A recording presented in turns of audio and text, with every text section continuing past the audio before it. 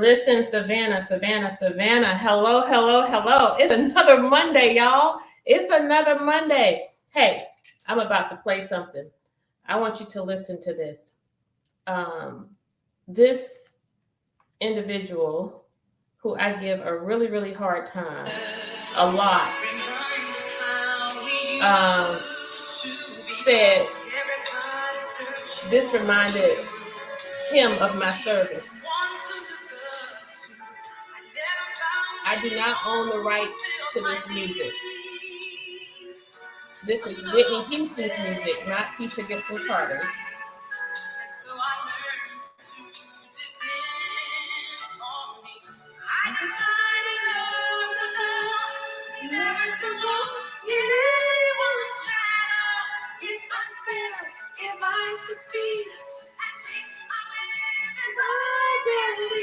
No matter what they take from me, they can't take away my dignity.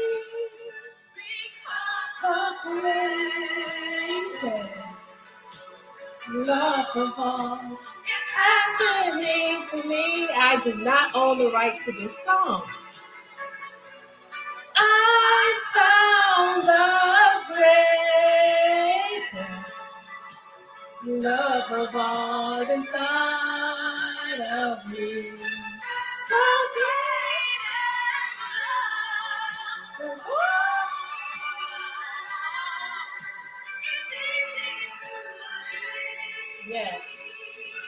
Yes.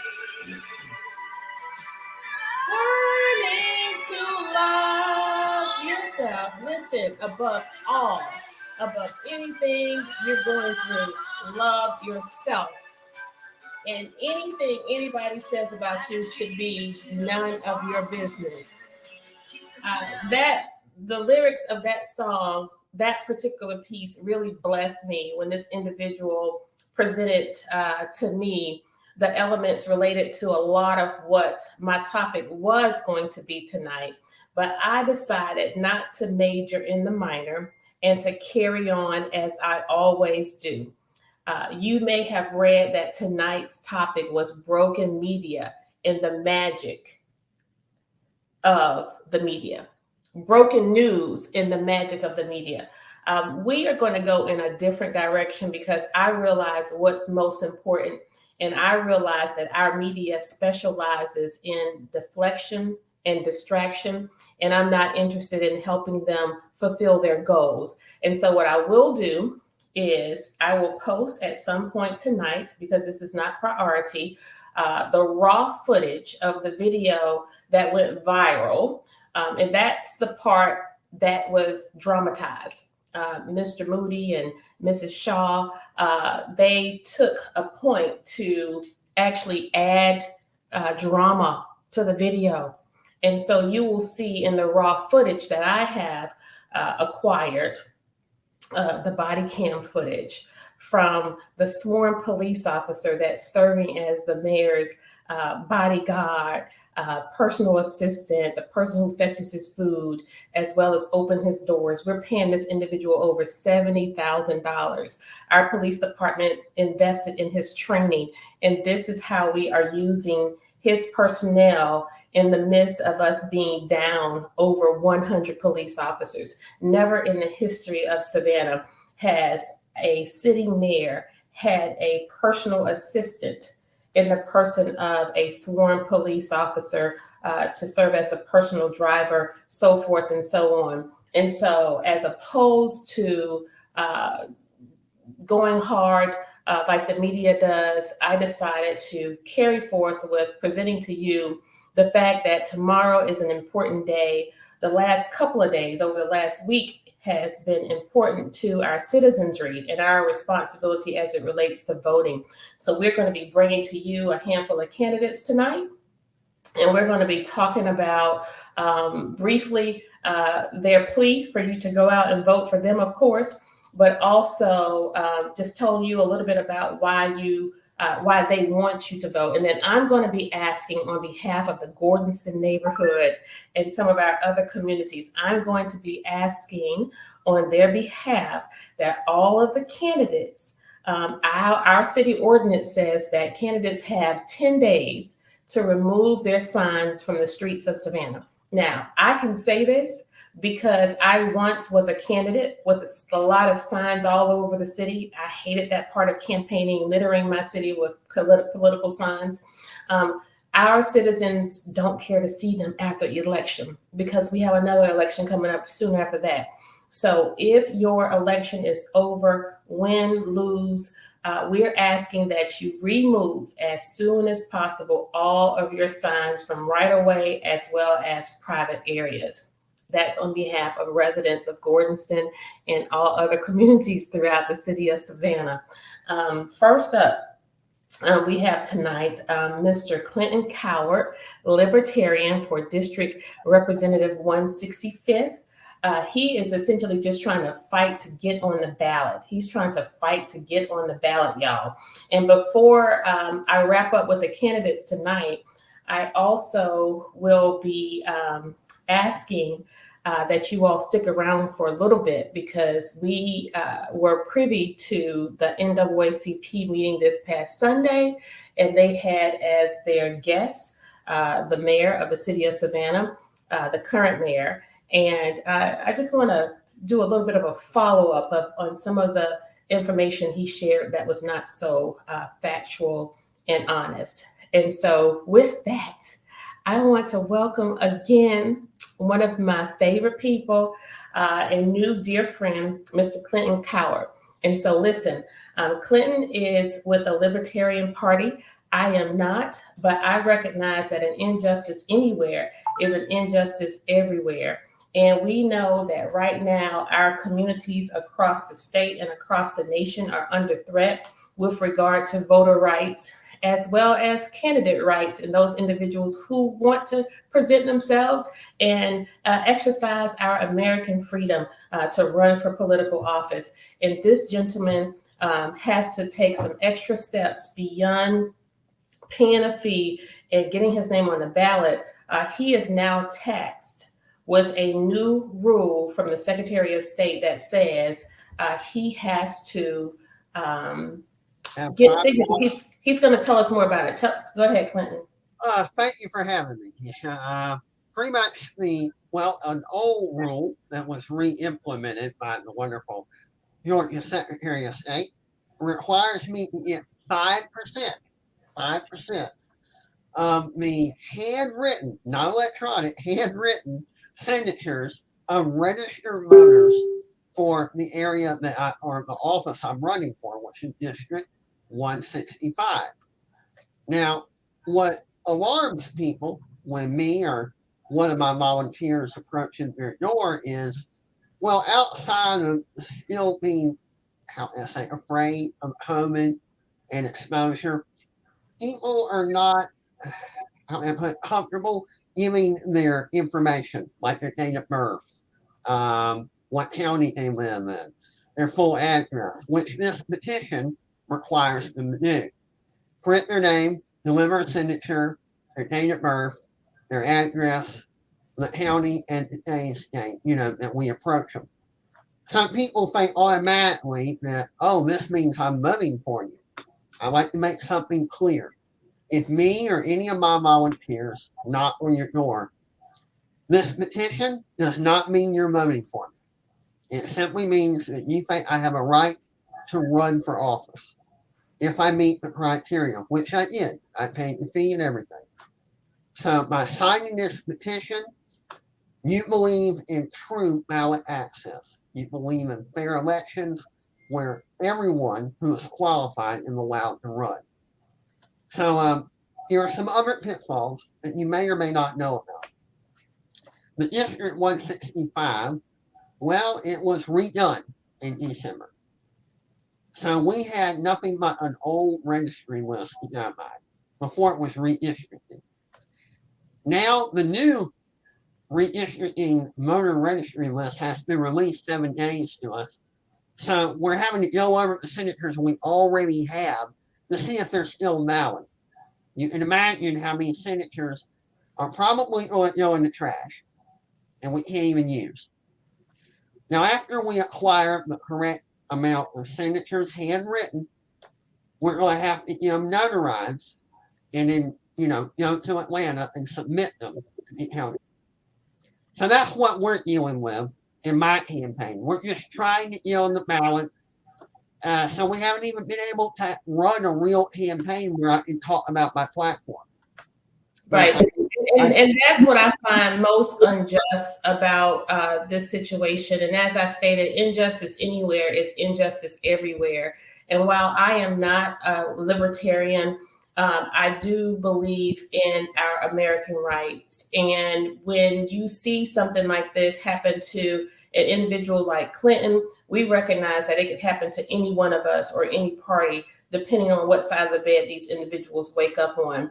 And so, Clinton, what I want you to do is tell our citizens, our listeners, tell them the borders of the district that you are running in, as well as how they can connect with you to give their signature.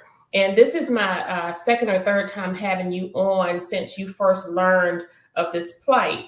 And so we want to introduce Ms. Dee Hagler, Hawkins Hagler, who is Dawkins Hagler, who is running for Secretary of State to address these very issues.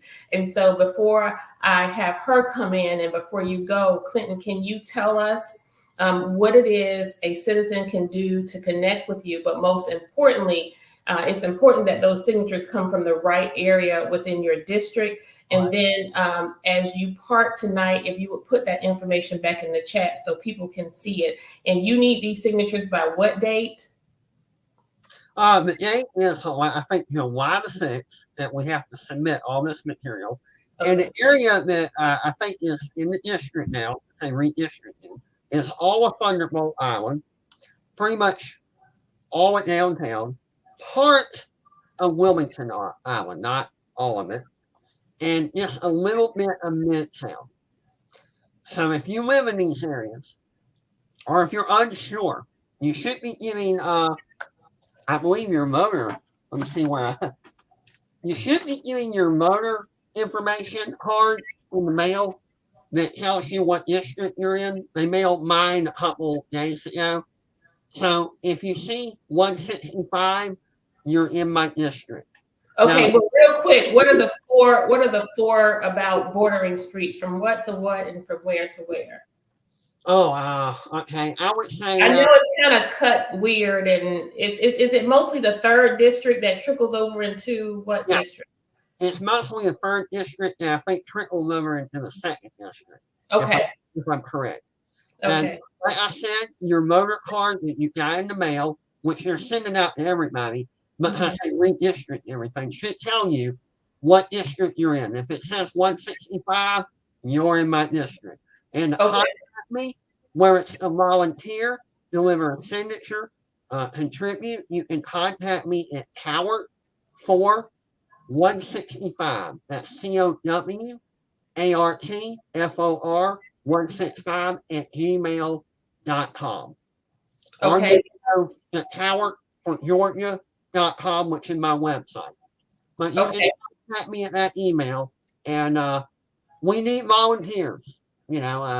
I can only cover so much ground. I'm putting most of it on my volunteers because I'm so out of shape. But we need boots on the ground. So if you have the time, please, we need help going door to door. Well, listen, Clinton, I want you to, I just had a thought. This is an easy way for people to recognize what district it is, because a lot of people remember Representative, God rest his soul, Mickey Stevens. So if your representative once was Mickey Stevens, you know that you are in Clinton's, the area where your signature, and keep in mind, your signature does not mean you will vote for him. It simply means that you believe in voter access. You believe in ballot access, I should say. And so, Clinton, I'm trusting God that you will get the additional 1,000 signatures that you need. It is my hope that you get 80% of that tonight. I, We have crazy faith. We have crazy faith. But you are a kind man. While I don't particularly ascribe staunchly to any one party, as a sitting city elected official, my politics should not be partisan, because when it comes to your safety, when it comes to your infrastructure, when it comes to your taxes, it shouldn't be Democrat, Republican, or Libertarian. It shouldn't be black, white, gay, straight, female, male. It simply should be an individual who is responsive to the citizens of Savannah, and who is assuring that the coffers of the city of Savannah are being spent in a manner in which taxpayers would be proud. And so, again, they need to know how their money is spent, and it's their yes, money. It's not our money. And our right. job when we run for office is to resolve the problems that are hurting the people in our, in our district or in our area. Each politician has a responsibility to try to solve the problems and to work together with their constituents. Well, listen, Clinton, thank you so much. Feel free to hang around in the chat and respond to any questions anybody may have of you, but also use that chat to continue to make your appeals and acknowledge where you can connect with those individuals to gather their signatures. I hate that you have to go through what you are going through, but we're hopeful, and we are grateful for this ATR platform that provides us the exposure. And you will be on For Us, By Us, or By Us, For Us with Alderwoman Alicia Miller Blakely tomorrow. And you can catch that live on Facebook as well. And you'll be able to reiterate this and hit this message home. But without further ado, I have with us candidate for Secretary of State, Ms. D. Dawkins Hagler.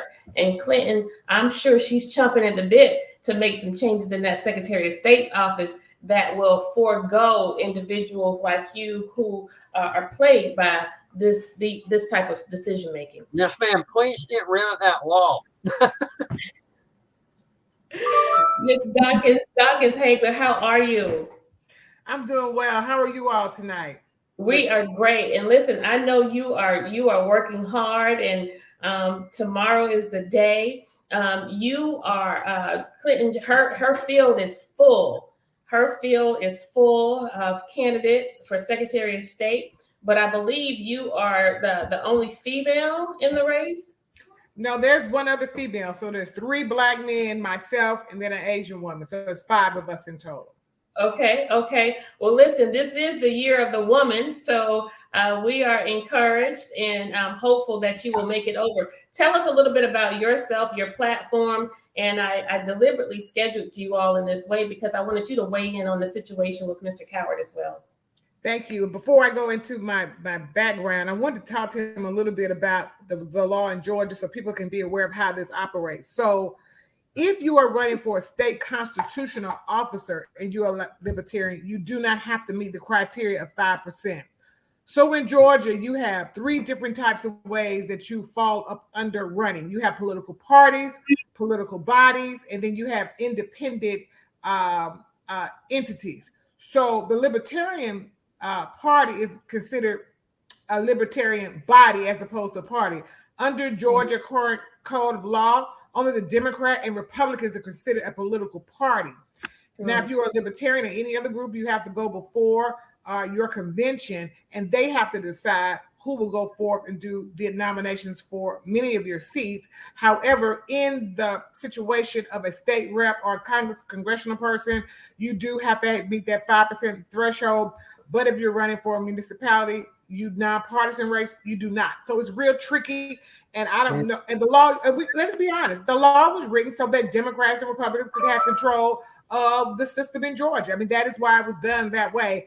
And that is a form of voter suppression. And it does keep good people from running from office. Even though I'm a Democrat, I feel like you, Alderwoman, that people, whoever you are, should be allowed to run under the same guidelines that everyone else runs under the Democrat and Republican Party. So we do have an unfair advantage over those who are not Democrats and Republican, and that is something that the General Assembly has to change, and codify law. So this is something that I would suggest to Mr. Coward and all of those others who are listening, that we start saying to the General Assembly, why don't you all consider, especially the Savannah delegation, please consider changing the law so that everybody who meets all the other qualifications can run for office in the state of Georgia, other than those who are seeking a constitutional office or a nonpartisan municipal office. But if I would say, but if it were up to me, I would make sure that you could, that anyone who wanted to run could run for office. Thank you very much. Mm-hmm. Well, thank you for weighing in on that. And so now tell us a little bit about yourself, your bid for Secretary of State, and your motivation for jumping in this race. Thank you so much. So I'm glad to be with you all tonight. I am Dee Dawkins Hagler. I live in Lithonia, Georgia. For all of you all that is going up 16, then you're hitting 75 south, and you're turning around on I-20, and that will get you to Lithonia, Georgia. I have lived in Lithonia for 20 years, and I served 9 years in the Georgia General Assembly. During that time, I served as chair of the Women's Caucus and chair of the Legislative Black Caucus. I have always been in a leadership position.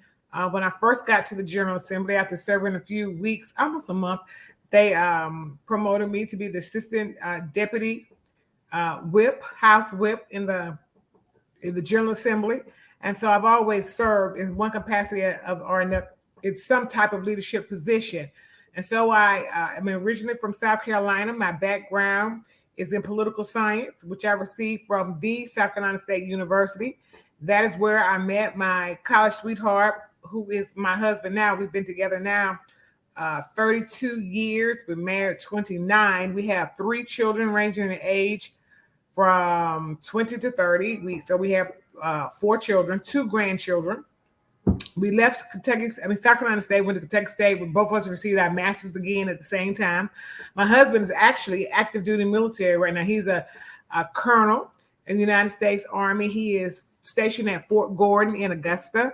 And so I spent a good bit of time between Lithonia and Augusta with my husband, where he is the deputy commandant for the Cyber School of Excellence. Prior to that, he was the chief of cybersecurity for the entire United States Army Reserves, working out of the Pentagon. And so that's my personal life.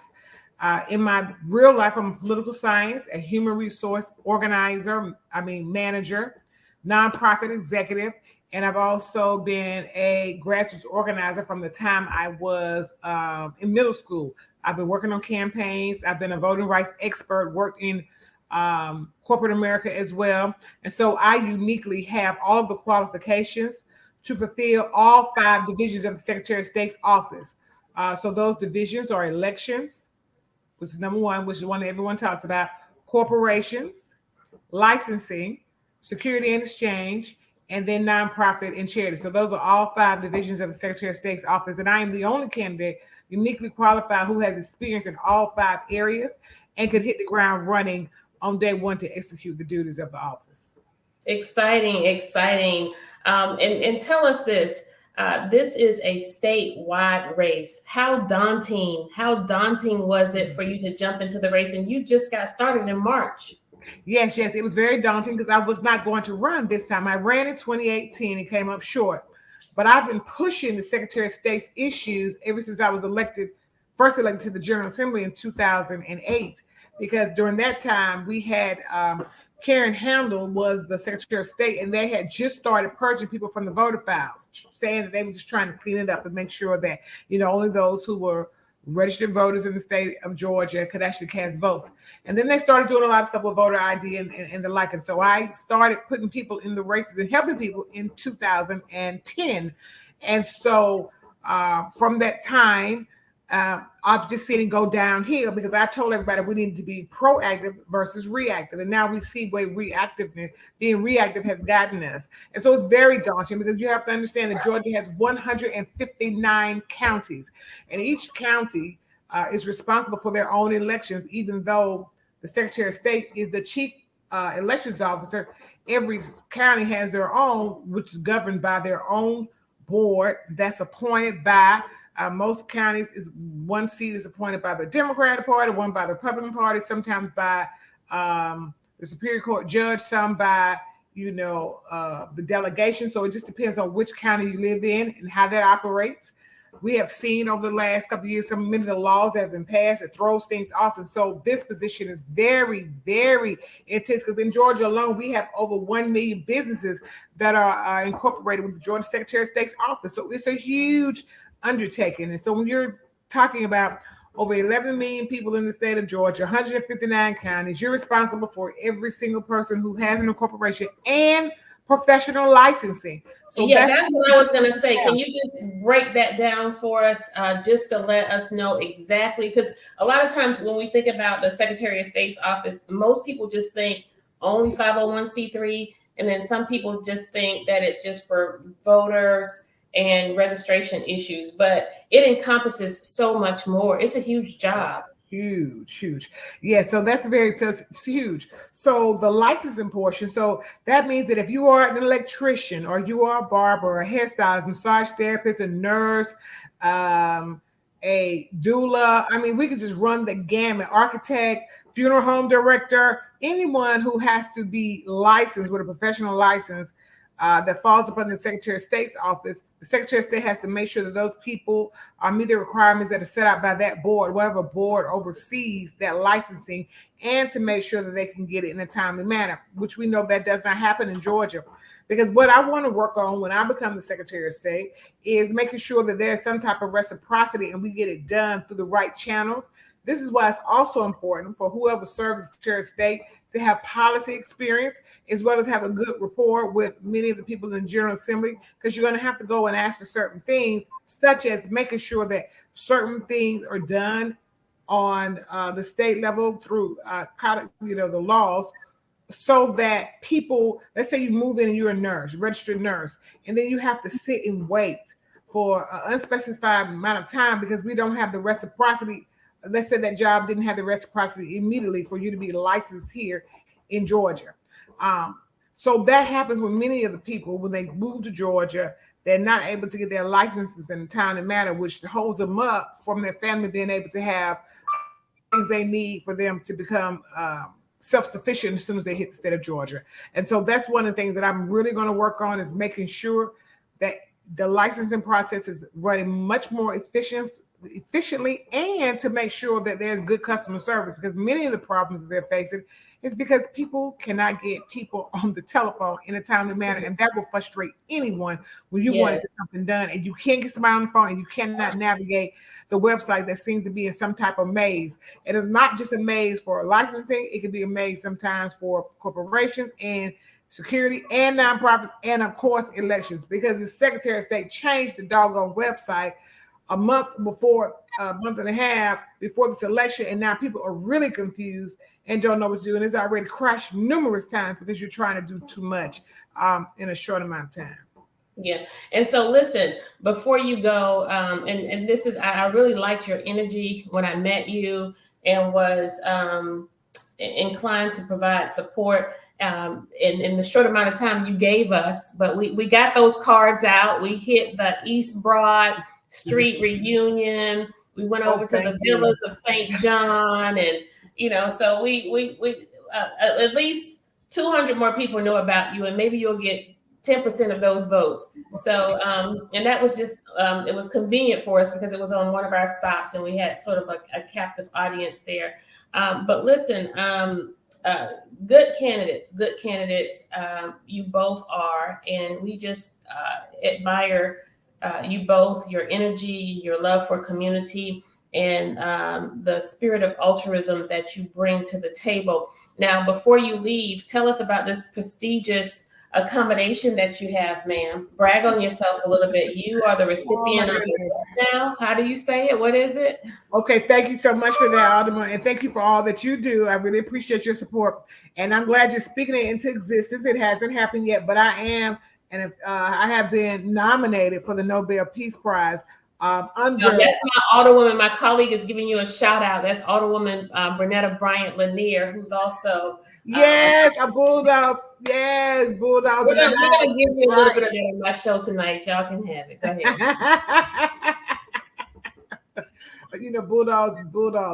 Thank you for. And somebody have my website up too. That's very good. But yes, and so I was nominated for the Nobel Peace Prize under the area of peace. And I guess I didn't talk about that at all. But my background, like I said, political science. But one of the things that I do with one of my nonprofits that I started, Organization of World Leaders, is I go and I do democracy training. I do peace deals, mediations. I work with helping people to have the peaceful transfer of power.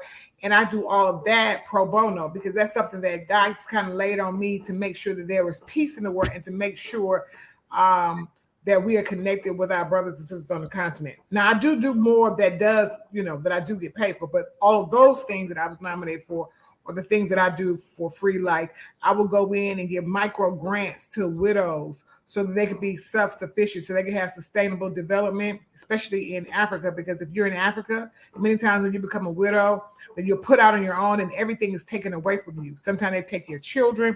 They will make you live outside the house because they think that you have for some reason killed the husband. And that's a big belief that permeates throughout many parts of Africa in certain areas. And so they're on their own, sometimes to fend for themselves. And so I make sure through a book that I read with some friends, it's called Empower Her. We take the proceeds from Empower Her and we give micro grants to women to start businesses in Africa. That's one of the many things, but yeah. So thank you for saying that. Well, thank you so much. And we appreciate you for coming on tonight. We know that the rubber is about to meet the road. Tomorrow is Judgment Day.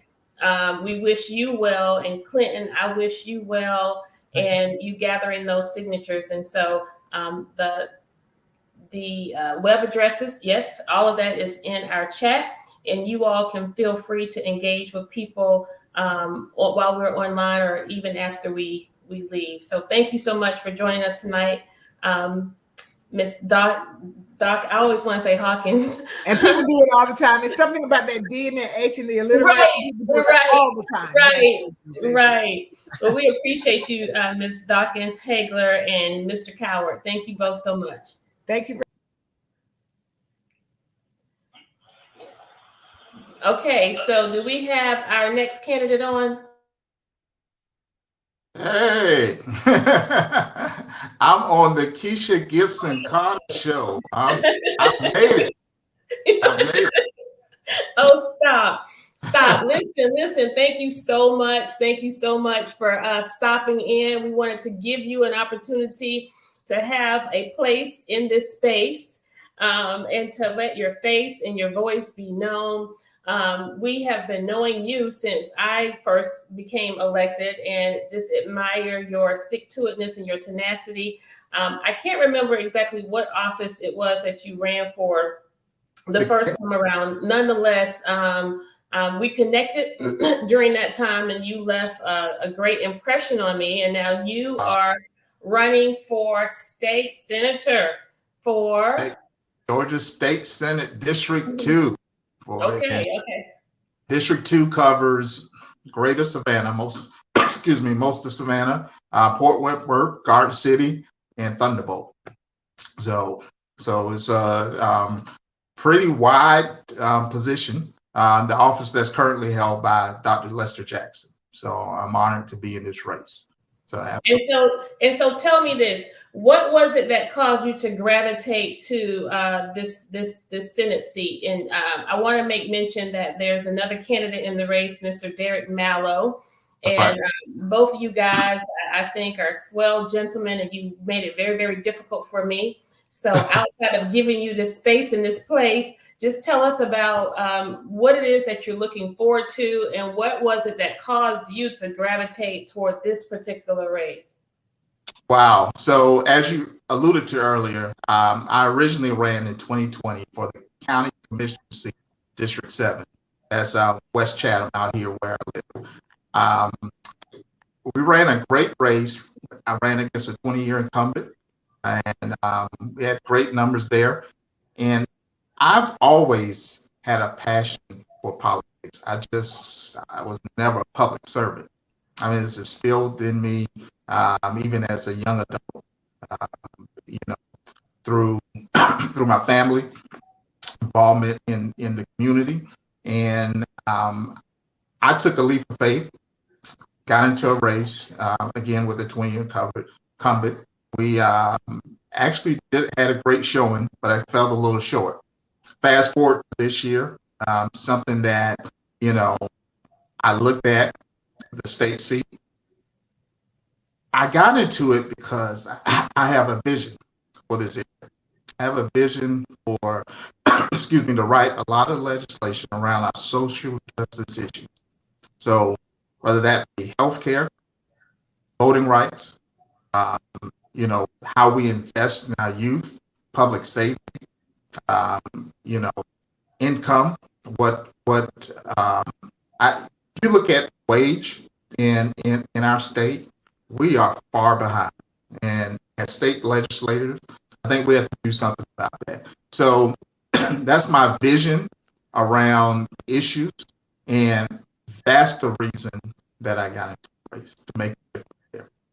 Well, it's really good to hear you say you have your eye on issues related to our youth, our health and safety, Yes.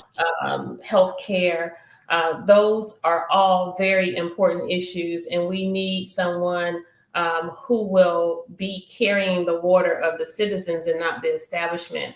And so for decades, Senator Lester Jackson has occupied this post, and he will be leaving for our labor commissioner post. And we're really excited about his race, and he'll be coming on next here shortly. But outside of the issues that you preface, for me as a sitting alderwoman at large, I can tell you that my charger here.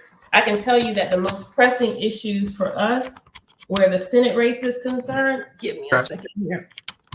Where the Senate race is concerned is the hotel motel tax and issues related to our charter. Our charter has been threatened since our time on council, and I won't go into all of the details of that. A lot of people have heard us talk about how we can't access the agenda process by way of presenting legislation for consideration, because it is only through policy that we make any real change in the city of Savannah, where our ordinances are concerned, where our laws are concerned, or where new opportunities for our citizens are concerned, where our tax base is concerned. And so big, huge is the hotel motel tax. It has been probably one of the most contentious issues on our council among the members. In that, myself, Alderwoman Bryant Lanier, and Alderwoman Miller Blakely have been advocating for equity in that hotel motel tax. Now it's taunted as a tax that won't be passed on, that will not be passed on to the citizens of Savannah. It will be imposed on people who visit here or who tour here. Nonetheless, we recognize that that tax would actually yield an additional $65 million in revenue to the city of Savannah. However, the citizens would not feel and be able to touch that, but for the tide and the trail, the Tide to Town trail, right? And so Senator Lester Jackson was very, very instrumental. And I think he will probably, some of his greatest work will be marked by the decisions he made where that hotel motel tax is concerned, and that he himself, as well as myself and the other alderwomen, were most concerned about equity. If we were not able to invest in the people whose backs the hotel industry is built upon, whose backs our entertainment and our tourism industry is built upon, we were not inclined to support it. And so I want to know from you, for as much as you know about the hotel motel tax, where will you stand? Because it will come up again.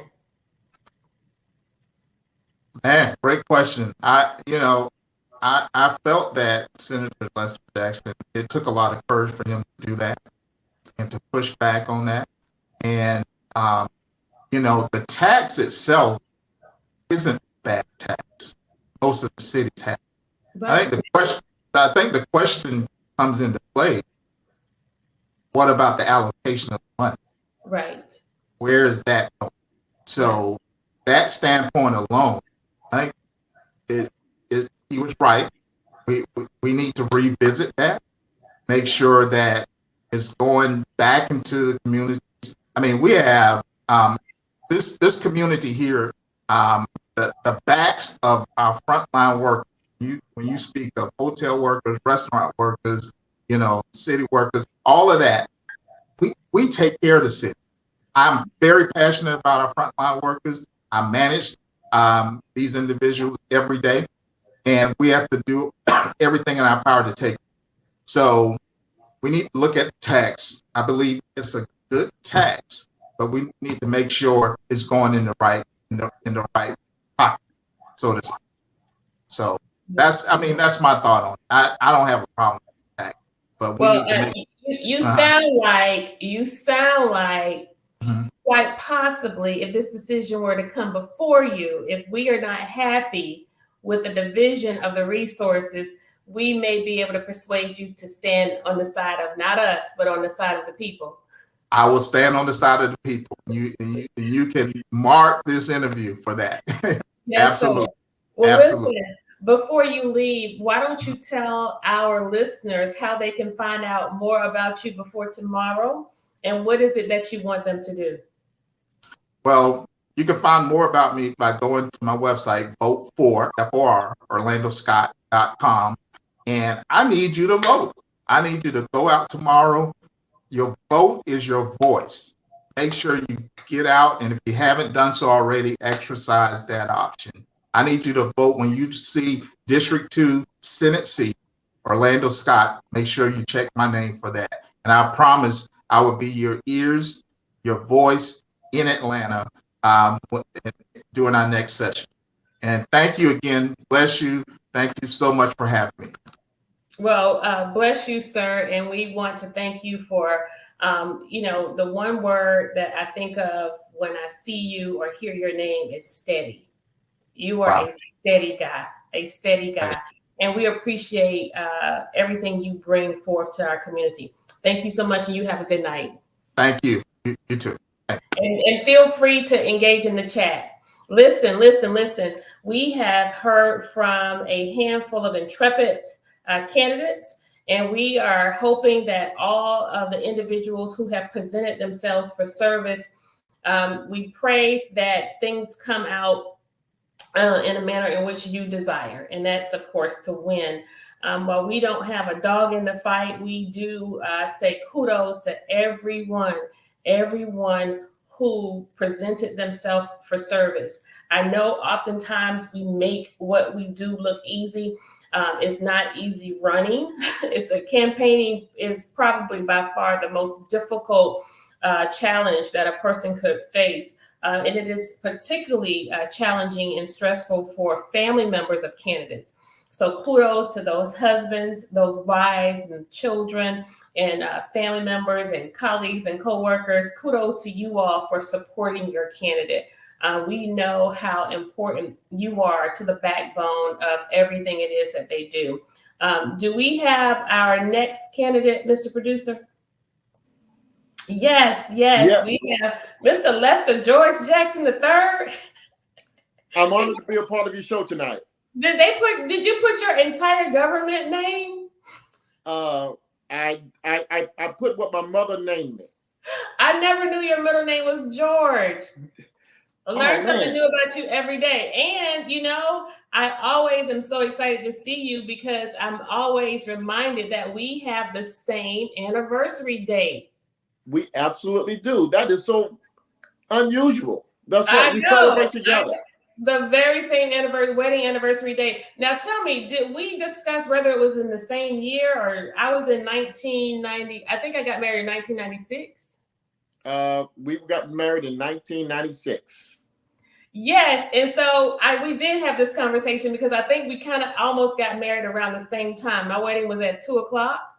My wedding was at 1:00. It was supposed to be at 12, but it turned out to be at 1 o'clock. Yes. Yeah. So every time I see you, that's what I think about. Although I forget the details every time, but that's what I think about. Listen, I actually was just with you earlier today, and we were talking about the importance of voting. And now you are a partisan guy, and you have been for quite some time. And so the conversation I was having with you and the group I was with was about the Democratic ticket and how important it is to you. I acknowledge at the top of the show that I am an elected servant for the city of Savannah municipal government. And so when it comes to the issues I face, I want the citizens to know that I don't go forth in any Democrat or Republican way. I don't go forth in a libertarian or gay, straight, or black or white way, or female or male way. I go forth with recognizing my responsibility when it comes to the tax base and the tax dollars of our citizens, their health, their safety, our infrastructure, so forth and so on. But your work is done on a larger level and has been done on a larger level in the Senate. I said to Orlando as he was leaving out that for me, Dr. Jackson, Senator Jackson, when I think about your time and tenure, nothing will stand out more than the stand you took for the citizens of Savannah when it came to that hotel motel tax. Well, I'm gonna tell you, and that fight isn't done. We need to be about the city, about the city's business, and this city's business is about inclusion. In fact, that's what this lunch were about that you and I and Alderman Blakely took part in. It was a leadership luncheon about inclusion, how we could all work together and have the same vision to move in the right direction. But we can't do that unless we do the people's work. So in part of doing the people's work has an economic value. You know, we need to live in a community that has a strong healthcare base, a strong educational base, you know, free of crime. But most importantly, we need to have a city that's about financial inclusion for all its citizens. So when we talk about hotel motel tax, the first question comes to mind to me and many other people that I work with: what does it do for the least of us? What does it do for the least of us when we're going to bring in another additional $65 million to the city of Savannah? And when you find out that a group of people, a segment of people, but not everybody's been included, it's time to step back and look at where we're going as a city, where we're going as a community. And Ms. Gibson, you always talk about the 65 million, but that tax base is more than just 65 million. The 65 million is just the city's portion. There's another 50 million that goes to other entities in this great state. And we talk about over $100 million coming in every year, and we don't and this entire city does not have access to that money. Neighborhoods, we have a high homeless population.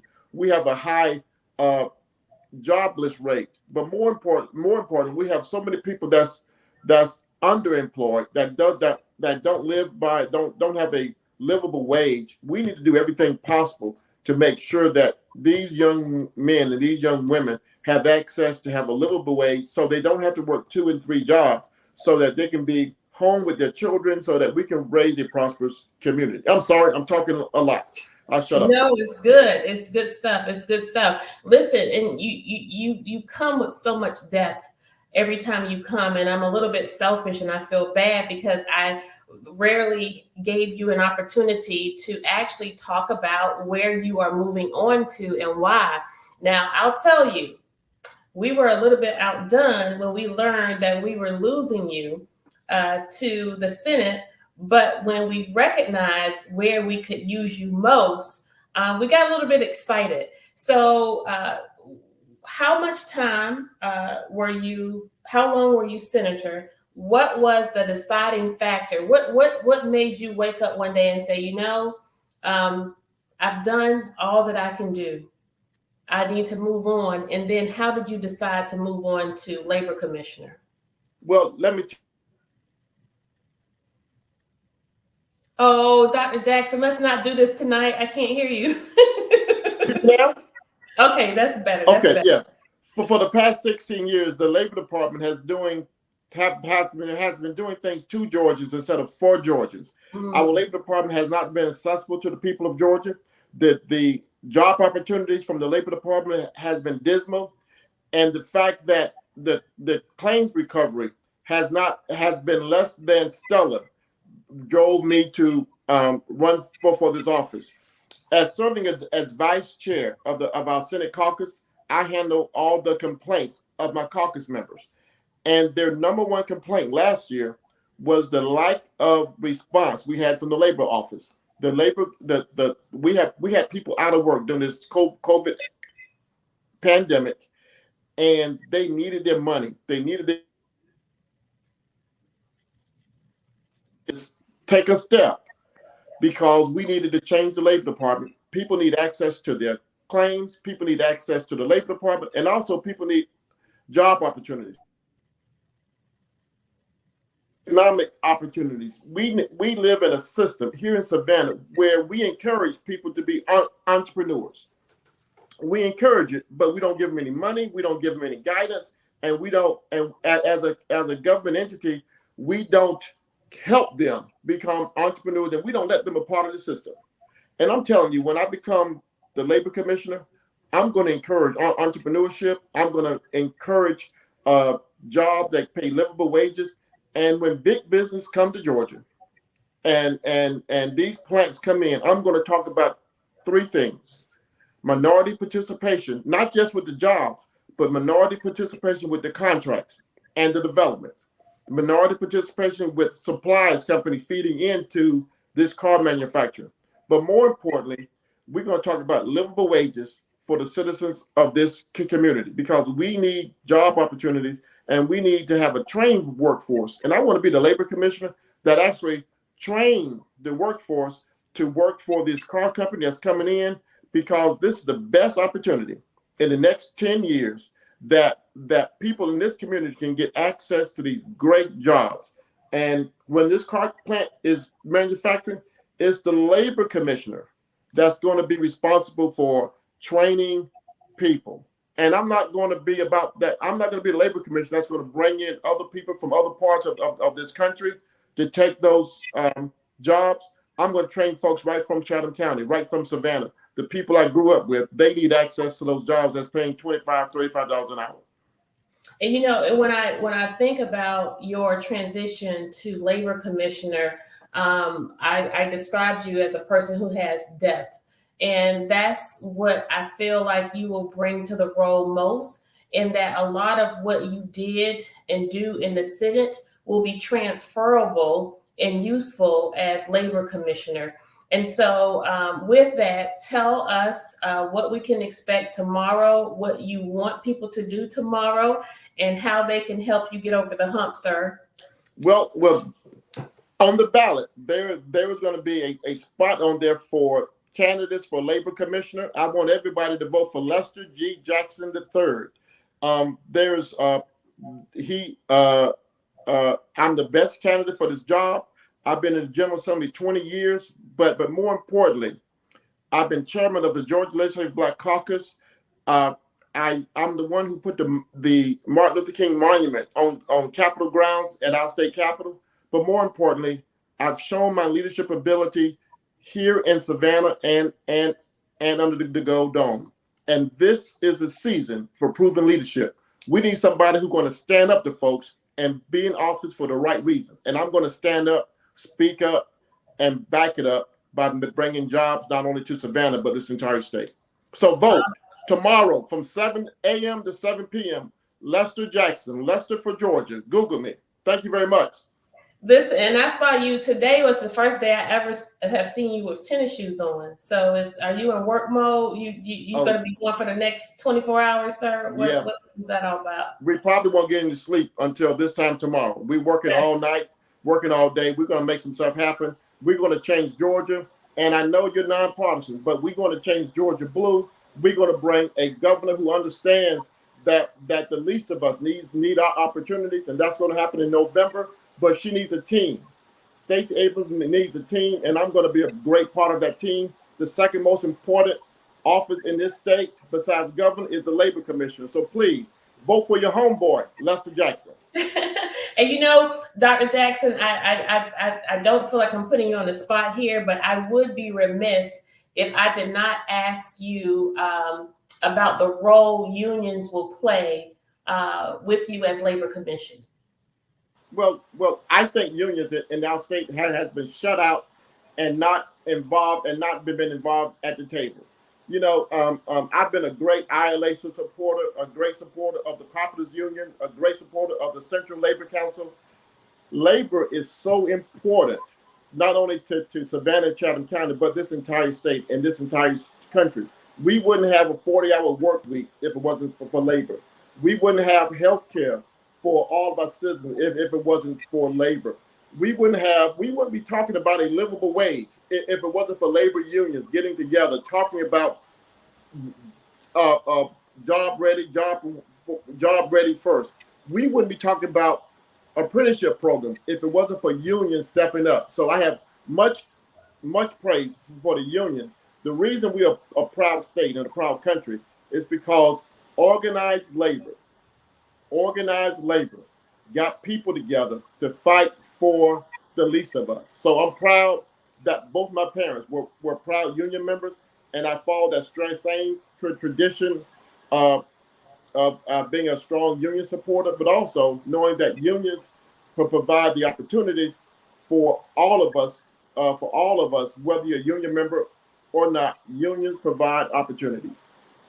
Yes, sir. Yes, sir. Well, thank you. So do you have any endorsements you want to boast of? Any big endorsements you are proud that you were able to secure? Well, yes. I've been endorsed by the Georgia Georgia Teachers Educational Association. I've been endorsed by several ministerial alliances and unions. You know, the Carpenters Union, the Electrician Union, the local ILA, I've been endorsed by so many fine people and so many fine organizations. It is just overwhelming sometimes. I was just looking back and looking at the list of people and organizations that's endorsed me, and I'm just so proud that that people believe in me and my mission and my purpose that much, and I am ready to move Georgia forward. So I'm just happy. But the Georgia Association of Educators, the largest union in the state of Georgia, was the first union to endorse me and got behind me, and it's been overwhelming ever since. So I'm just proud to say that I am endorsed by so many people, but it's not me, it's the mission and the purpose of moving Georgia forward, and I'm the best person to do it. Right. Well, listen, you're getting a lot of love in the chat. So if you or your team want to engage with people, put more information to let folks know how they can connect with you, how they can find out more about your campaign. And Miss Betty Jones acknowledged that she worked with your mom, and I believe her name was Annie. Miss Annie. Miss Annie Jackson. She's still with us, right? Yeah. She's still with us in spirit. She worked with so many other teachers and so many students. I'm just proud that I had a mother and father that guided me in the direction for public service. But more importantly, I'm just so proud that I live in a community where we work together to move this whole entire community together. And Miss Gibson Carter, the least of us. Yes. I'm so proud of you for standing up for the least of us and just being willing to help everybody. So thank you for your service. Thank you for your willingness to keep the fight going, sweetheart. Well, listen, it's not easy, but it's necessary. It's not fair, but we still, we stick to it, and we're better off for it all. And we are encouraged because of your service. And I always get tickled. Miss Betty mentioned your mom, Miss Annie, and I remember your mother from our graduate chapter when I first joined after I graduated from college and came home. And it amazes me how much you sound like your mom. You have your mom's voice. So with you. She is more so than your sister. So listen, thank you so much, sir, for stopping by and chatting with us tonight. As I stated, if you or your team would like to engage with our audience in the chat a little more, feel free to do that via Facebook and put more information in how people can find out more about Leicester for Labor. And we wish you well. And I haven't endorsed any candidates, but I fully endorse you, sir. And I love you. I love you for it. Everybody, I love you. Pray that you get over the hump. Pray that you get over the hump. Thank you. Everybody, Lester Jackson for Labor. LesterForLabor.com. Thank you very much. Y'all and so that night. means you have to go down the ticket. You can't stop. You can't stop at governor. You have to go down the ticket, right? Yes. Down the ticket. Thank you. Y'all have a good one. Mm-hmm. Take care, sir. Mm-hmm. Listen. Whew. It's been a full night. I don't even feel like going through the remainder of what I said that I was going to talk to you all about. And that was the state of the city address at the NAACP this past weekend, yesterday, actually, on Sunday. Y'all, listen, it's a lot going on in this city, and then there's nothing at all. Oh my gosh, she made it. Listen, another soldier. This is a real soldier, y'all. A real soldier. Soldier. She is not an imposter. She doesn't say she served as a military veteran and actually didn't. She really did serve. Miss Joyce Griggs. She is candidate for Congresswoman. And we asked her to stop by. She too is in the field. They have their boots on the ground. They are fired up and ready to go. And she is out there getting it done. So Joyce, you want to chime in and let us know what you want people to do and why you want them to do it. And we recognize that you are in a pretty awkward position tonight, speaking from the field, from your car, wherever it is you are. But tell us really quick, in the exciting way that you know how, what can people expect tomorrow, Joyce? And what do you want them to do? You're muted.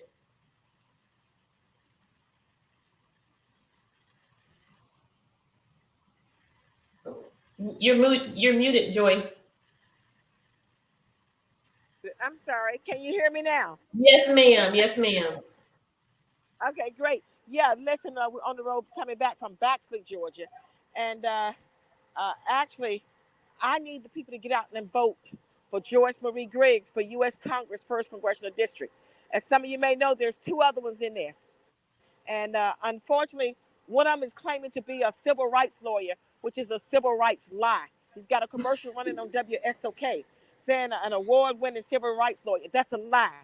Because when I practiced law, I had cases representing the plaintiff, and he was representing the corporations or the companies against people of color. So he is not friendly to Black issues or civil rights issues. So please don't be fooled by that, okay? But in any event, I need you to get out tomorrow, vote for Joyce Marie Griggs. I'm the fighter for you. I won't back down. I promise you, I will deliver for us, for our people. Too long we've been thrown to the curb, and you got somebody that's willing to stand up and fight for you. You have a champion on your side. You have someone that would articulate your needs in Washington. So I need you. Get out and vote tomorrow. Joyce Griggs, tell any and everybody that you know, you need me in Congress, and I need you. Thank you. Well, listen, Joyce, one thing for certain and 2 things for sure, you need energy and you need effort. And you have both, ma'am. You have both. If you're going to be in D.C., if you have any aspiration to serve in Congress or in the Senate in D.C., you have to have tenacity. And there's one thing I can say about this little woman. She may be a small piece of leather, but she is well put together. So, and we know that we have 2 women in this race, and this is the year of the woman. So we're hoping that you all pull it off, pull it through, hit us over the mark. And we're asking people not to be fooled by wolves in sheep's clothing, and don't get caught up in the madness of the media and the endorsements that may seem trustworthy. We ask that you do your research. Look at who's done the work. Look at whose name you've heard in the community and make your choices based on that. We recognize that individuals are serving in a way today in these elected offices where they're gaslighting the people. And we have candidates who are gaslighting the people along the way. So That's right. see things for what they are and see people for what they are worth. Joyce, thank you for stopping by. It's a pleasure to give you this space in my place to Thank you let so people much. know that you are running for Congresswoman, and we've never had a female before, right? No, we have not. That's right. Hey, Yes. listen, I want the people to remember that in 2020, they talking about endorsement. This guy hollering about endorsement. Guess what? I had over 135,000 people that endorsed me in 2020. They voted for me. So don't be fooled. I am the one That's for the right. job. Thank you. That's right. That's right. Thank you Well, so and we much for know that allowing me to be on. historically in Savannah, Chatham County, historically, candidates who raise the most money are the candidates who have the biggest loss. So we don't get excited about money because money doesn't vote, people do.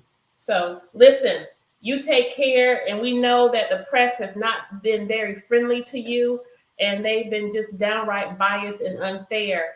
And that's why my heart goes out to you so much for that fact, because I know how that feels. I know how it feels. So best wishes to you, and I bid you farewell, and be safe out there, Joyce. Don't. Okay, thank you so very much and bless you all. Okay, take care. All right, much. Okay, so I think that may be it. So what was I going to do? What was I going to do? What was I going to do? I was going to go through the state of the city address and just kind of debunk some of the falsehoods that were acknowledged. Starting with the most glaring that got my attention, where I really was like, no, that's not true. So, first of all, this state of the city address was held at Bethlehem Baptist Church. And so you can go to Bethlehem Baptist Church Facebook page, pull it up and watch for yourself.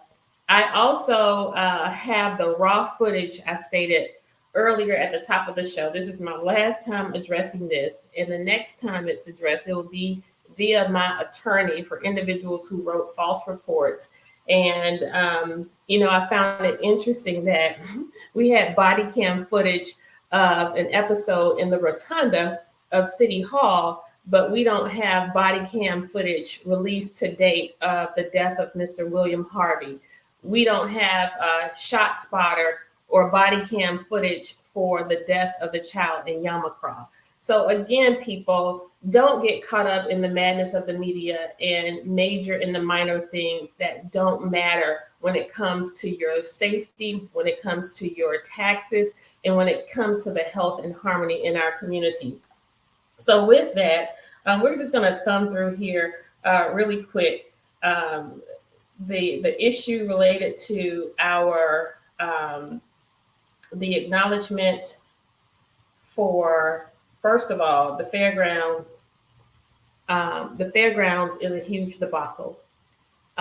Unfortunately, I really don't believe it's going to take off the way the residents in the 5th District intended it to. In fact, one of the partners have essentially been forced out of the fairgrounds. And this is the partner who actually had the whole idea for the plans for the fairgrounds with regard to the offerings, which included recreation opportunities for a film development studio to have people be able to get jobs in film, as opposed to people coming to Savannah and not living here, not paying into our tax base, but coming in and garnering the jobs from our citizens. And so we were very, very disappointed to learn that we had a letter. I'm in receipt of a letter from Mr. Craig Gordon, where he is basically acknowledging to the city manager that due to the maneuvering and the different elements that are associated with individuals who are associated with the project, to include people engaging in nefarious dealings as well as individuals who are under investigation, federal investigation. He essentially acknowledges to Mr. Melder that he's following up on a meeting. This letter sets out the position of the local group that previously has been affiliated with P3 Partners in connection with accepted proposal and plan for the fairgrounds development. The local group includes Statewide Healthcare and J. Craig Gordon and Sylvester Gould, and collectively the local group, Patrick Shea and Gunn Meyerhoff Shea, and lead designers for the project, are affiliated with support of the local group. The local group owns the majority of the interests in the entity that was 50% joint venture partner with P3 Partners in connection with the project. In light of the development and concerns about P3 Partners, the local group is no longer willing to proceed with the project in any agreement with P3 Partners. Now, he's saying that he's not willing to proceed with this P3 partner because of all of the issues that now surround this group. This group has done work in other cities or has petitioned to do work in other cities, and those other cities or that other city has broken ties with this individual because of those dealings. But we here in Savannah, for whatever reason, are keeping with this. Now, you all may have heard, you may or may not have heard, this project, this fairgrounds project, has been an issue or a project of interest since our arrival on council. It was the first line of business presented to us by Dr. Estella Shabazz. It came upon us with such desperation.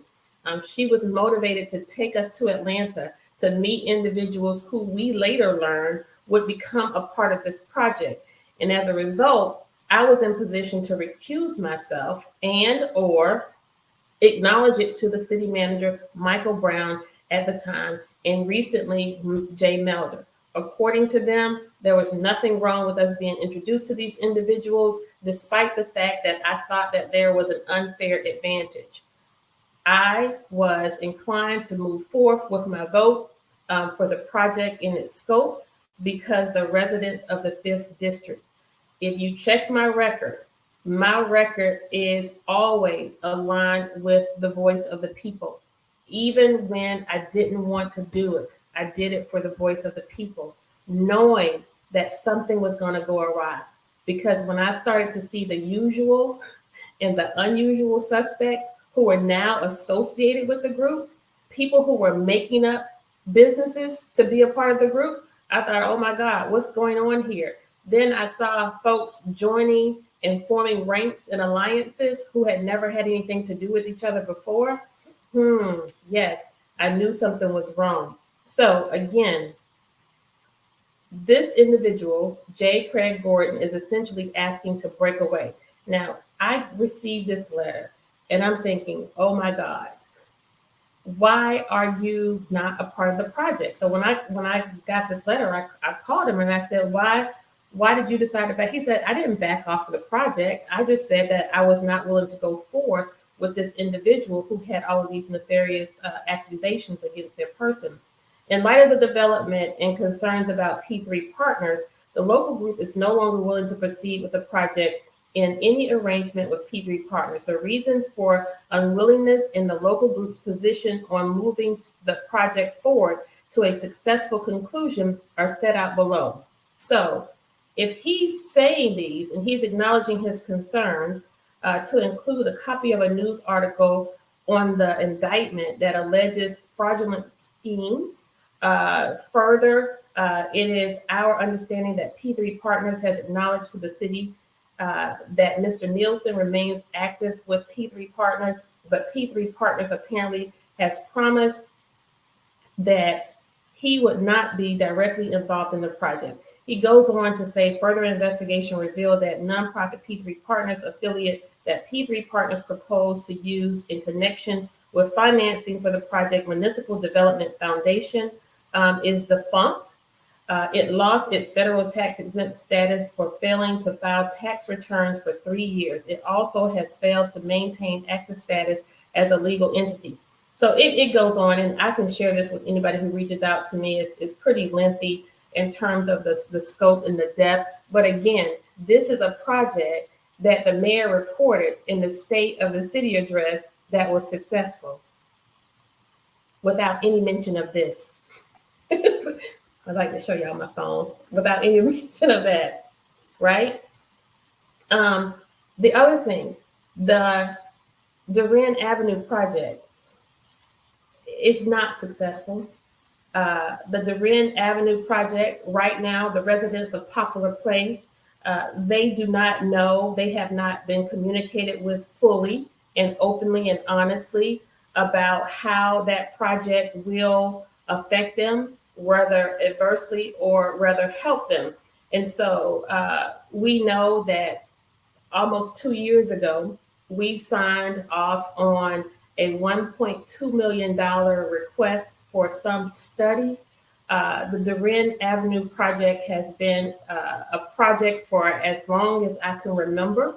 And to date, we still do not know how the Parkers, the Chick-fil-A, and the Starbucks will fold into whatever is proposed for the Duran Avenue project. So again, anything associated with not being fully transparent, recognizing that the residents have major issues about what has and what has not been communicated with them. So we again want to keep this project honest and recognize that residents of the 5th District are concerned about the little communication and the substance of that communication. Again, the impact that the Parkers project will prove for the area, the Poplar Place neighborhood feel as if they are under threat. And again, there is no accurate information, and we have no information related to the $1.2 million we signed off on over a year and a half ago. So again, not very factual, not very forthcoming. The arena, the arena was presented and taunted as a successful project. This is the same arena that doesn't have a certificate of occupancy to date. I believe it's called provisional. This is the same arena that has not passed our own fire code. Our fire marshals haven't even signed off on it. So if you have a business or have built a home and you don't have a certificate of occupancy from the city of Savannah, you can't move in, you can't operate. But we are operating the arena. And so I'm glad he mentioned that the arena is on schedule and on budget, which means the rumor that I've heard that over $10 million is due for work still to be complete, and that request is supposed to come before council. I guess that won't happen because he reported yesterday that it's on schedule and on budget. So I won't be voting for it if it comes before me. The mayor also failed to mention that $19 million of your SPLOST dollars is invested in grass and dirt for parking at the arena. Much of that expense is in the form of us having to mitigate the property. $19 million of your SPLOST money is being invested in parking at the arena that we will not own after development and after mitigation. We won't own it. It goes back to the rights of the property owner, who the mayor also failed to acknowledge that we have been paying a monthly expense to the tune of over $60,000 a month for parking to this individual who owns the land, and we haven't used it. No, that wasn't mentioned. It was said that over 75% of the contracts are minority. Well, if you are counting a contractor multiple times, it would probably be 75%, but it's more like 50% if you do a person-to-person head count. When you look at operators versus the building and development, what I want you to know is that individuals who responded to the request for proposal for this arena project had to acknowledge a 25% minority participation rate. And in acknowledging that, they became the winning bidder, only to falter on the minority participation after they won the bid. And individuals petitioned myself, Alderwoman Blakely, and Alderwoman Lanier to fight to gain access for the work that the developer won only because of their person. And so we again want to make sure that you are getting information honestly and correctly. And that information that you received yesterday was not honest and it was not correct. We further took issue with acknowledgement that the most glaring was this weekend we received an alert acknowledging that a woman was at the top of the bridge, the Talmadge Bridge, and we had to provide rescue service. Well, the mayor sort of put out there and bragged about our behavioral health unit and stated that the behavioral health unit provided assistance in helping to rescue the woman. And it was simply not true. And I knew this straight away because I received this alert over the weekend. And the last time I called for support for a friend who needed help, I requested the behavioral health unit, and it happened to be on a Saturday. And I was told that the behavioral health unit officers don't work on the weekend. Well, if 10 times out of 9, well, 9 times out of 10, I should say, if there is an issue with behavioral health, it's probably going to be on the weekends. That was the first lie I noticed. One of the most glaring for me was the response the mayor gave to crime. And it was disturbing because we kind of glossed over all of this outreach and support that we're given to every other group and represented demographic in our community, except for African American men and boys who are down on the streets. And then to go further and have the added insult of essentially highlighting women for being responsible for the crime or the situations that these young men get into, and then acknowledging that most of the homicides are as a result of domestics, and that it's people who know each other, and because people won't acknowledge who shot them or who killed someone that they knew, without taking full responsibility for our failure to enact policies that would help us to increase morale in our police department, make those necessary shifts in personnel that will help us better be equipped as a police department.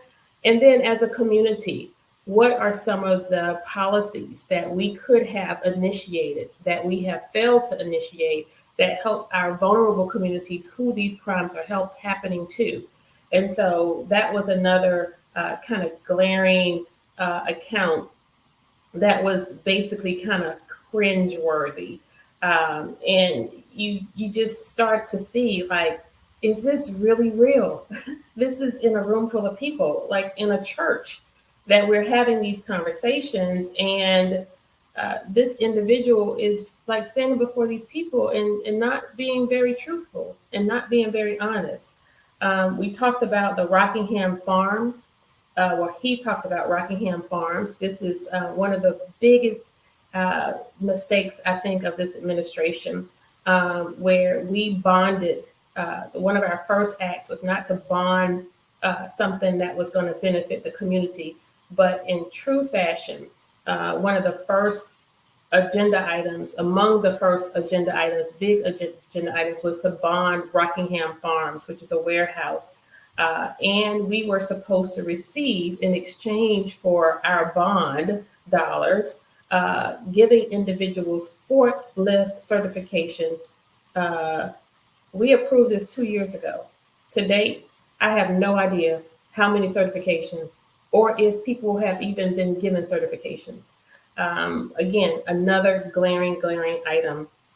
Um, the, the other piece was the mayor stated that the census yields that we have a 19% poverty rate, as if that's anything to be excited about. We know that when you really drill down to the fact that our community is what she is with regard to our housing crises, the fact that our wages are low, that the poverty rate in Savannah is far greater than 19%. The fact of the matter is, we generate the most money for Georgia, only second to Atlanta. We boast of having one of the wealthiest ports.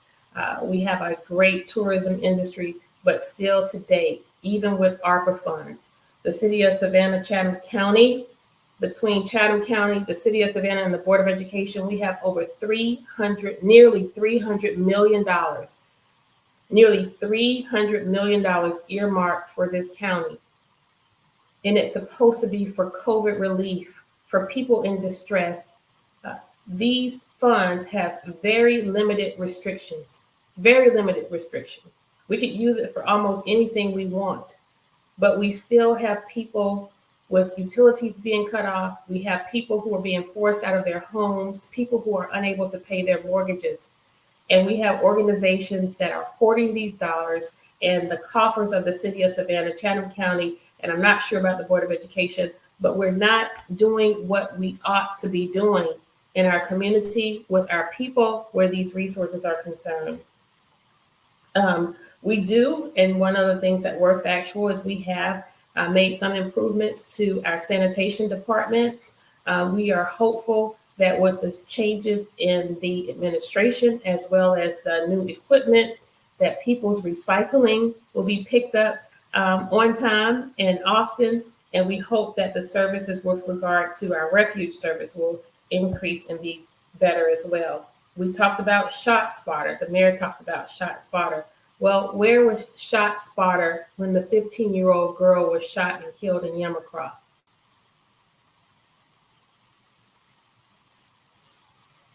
Two weeks ago.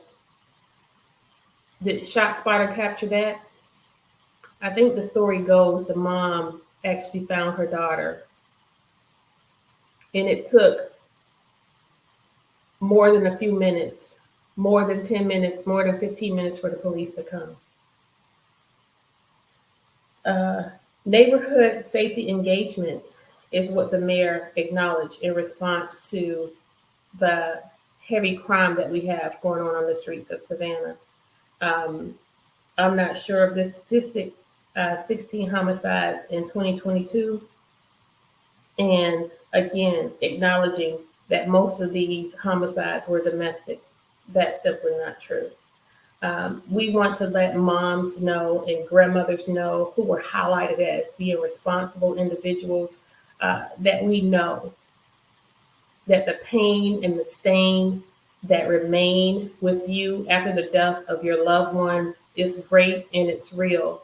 And we in no way, no how, ever want people to be blamed for the death of their children. Remember, we have fathers too. Men have a responsibility too. And now y'all see what my problem is with this individual. I'm a woman.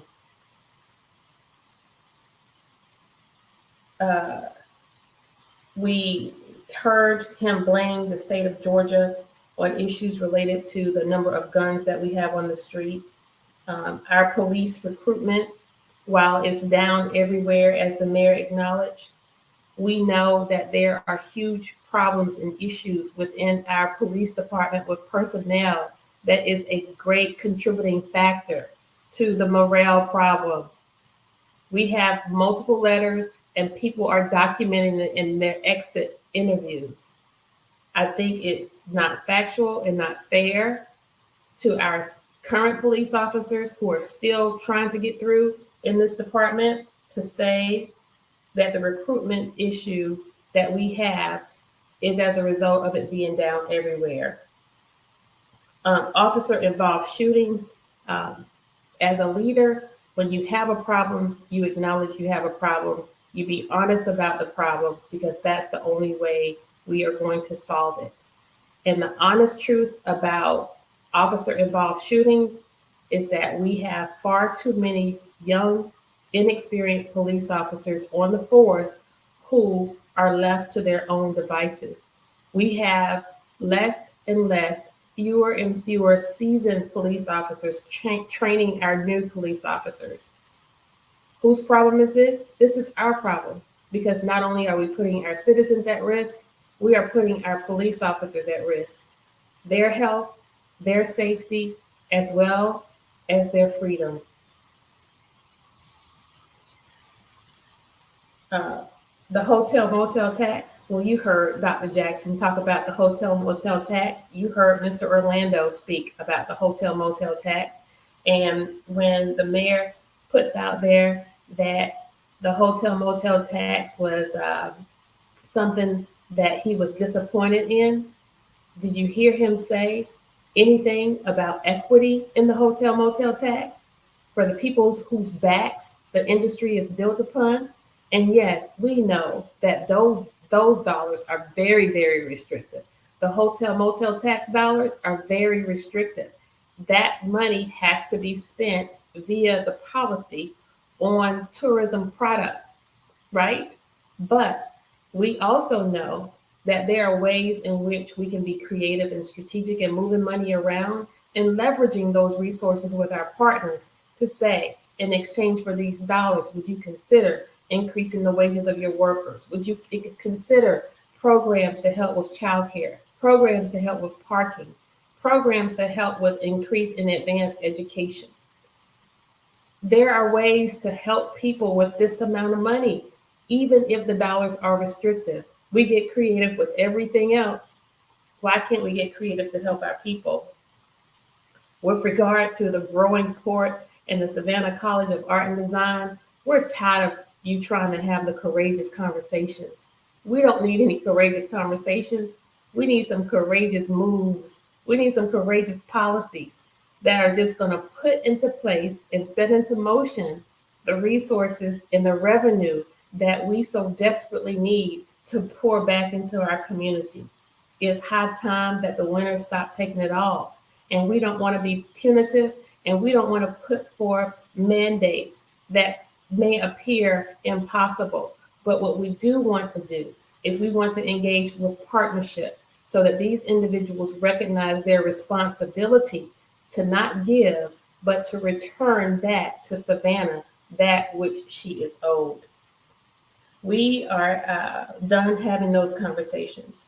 There was a lot of symbolism. There was a lot of solicitation of sympathy in that talk. But you go on and you look at it for yourself. You be the judge. And at the end of the day, Savannahans, you have a choice, and you have to make some decisions over the next couple of years. As far as my service and as far as my time with you all, we will continue to do all that we know to do, and that is to stand on the side of right and to do what I said I was going to do in 2019.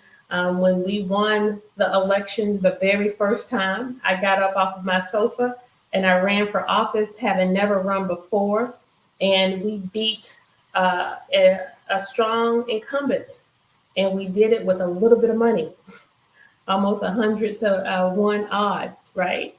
And while the press and the power is on the side of this administration, when it comes to the madness and the messaging and how they twist and turn things around and make it fit their narrative, we know that the power of God and the people are on my side.